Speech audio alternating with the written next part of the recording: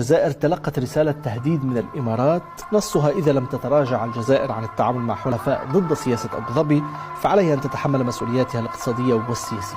ما هو تفسيرك لهذه الرسالة وفقا لهذا النص؟ الإمارات تهدد الجزائر. أنا عمري ما تصورت الكلمة هذه تأتي كلمة التهديد والإمارات والجزائر، ولا عمري في حياتي تصورت أن تدمج هذه الكلمات في جملة مفيدة. الجزائر معها الإمارات وتهديد في الوسط من المستحيل. الجزائر دولة في حجم قارة تهددها الإمارات دويلة في حجم قرية.